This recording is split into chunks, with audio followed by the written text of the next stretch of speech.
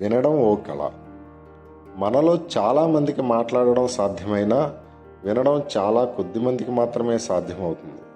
ఎందుకంటే ఎదుటివారి ఎంత ఉత్సాహంగా మాట్లాడుతున్నా అంతరాయం కలిగించకుండా వారి ప్రసంగాన్ని పూర్తిగా వినే ఓపిక చాలామందికి ఉండదు.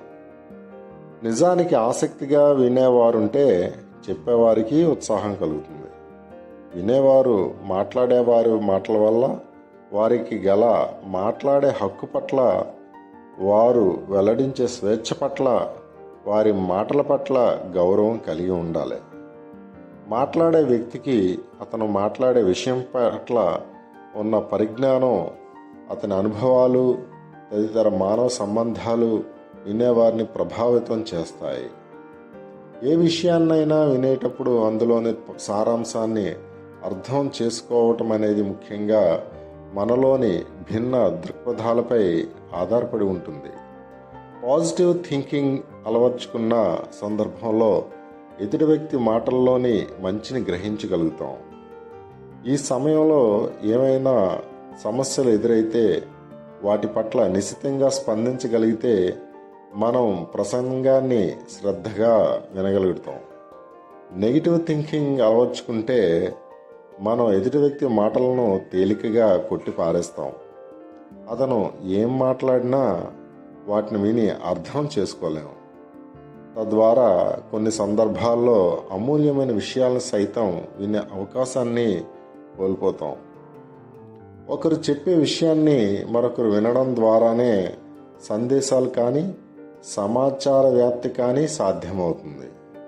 నిత్య జీవితంలో మనం లెక్కలేనన్ని విషయాలు, సందేశాలు మన కుటుంబ సభ్యుల నుంచి, స్నేహితుల నుంచి, శ్రేయోభిలాషుల నుంచి, సమాచార రంగం నుంచి వినే అవకాశం లభిస్తుంది. అయితే వీటన్నింటినీ మనం విని పట్టించుకోవాల్సిన అవసరం లేదు. కానీ మనకు అవసరం అనిపించిన విషయాలను తప్పనిసరిగా గుర్తుంచుకోవాలి.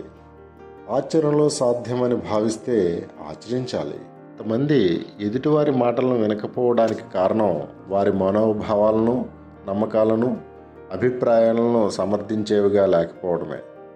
తమ అభిప్రాయమే సత్యమని వాదించే ఇలాంటి వారు ఎదుటివారి మాటలను వినరు.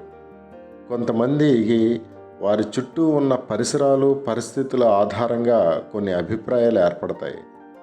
ఇలాంటి వారు తాము ఏర్పరచుకున్న నిర్దిష్ట అభిప్రాయాలను ఎదిరించే విధంగా మాట్లాడేవారిని సహించరు. ఎదుటి వ్యక్తి చెప్పే విషయం, దానికి తగిన సమాధానం తమకు ముందే తెలుసుననే భావనతో ఎదుటివారి మాటలను శ్రద్ధగా వినరు. వినబోయే విషయాలకు సంబంధించి వినేవారికి ఉండే పరిజ్ఞానం, అనుభవం సైతం వారికి గల వినాలనే ఆసక్తిని నిర్దేశిస్తాయి.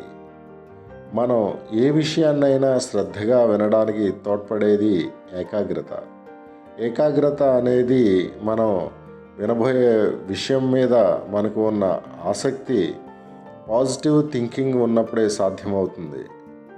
వినాల్సిన సమయంలో మన వ్యక్తిగత సమస్యల గురించి కానీ, ఇతర విషయాల గురించి కానీ ఆలోచించడం ద్వారా ఏకాగ్రత సాధ్యం కాదు. ఒక వ్యక్తి బాగా వింటున్నాడా లేదా అనేది వినేవారికి, చెప్పేవారికి మధ్య వారధి లాంటిది. ఎదుటి వ్యక్తి మాట తీరు, ఆ విషయంపై వినేవారికి గల ఆసక్తి రెండూ కలిసి శ్రద్ధగా వినడానికి నిర్దేశిస్తాయి.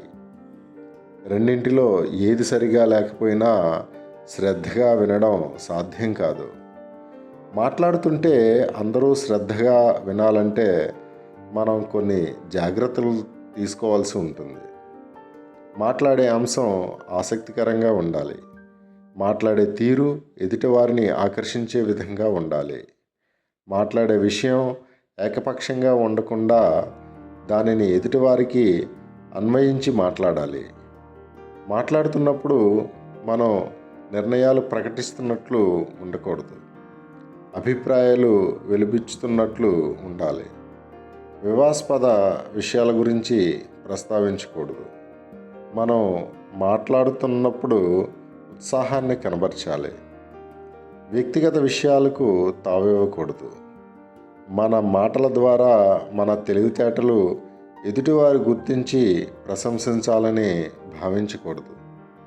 ముఖ్యంగా మనం మాట్లాడే విషయానికి సంబంధించి పూర్తిగా లేదా సాధ్యమైనంత ఎక్కువ పరిజ్ఞానం ఉండి తీరాలి.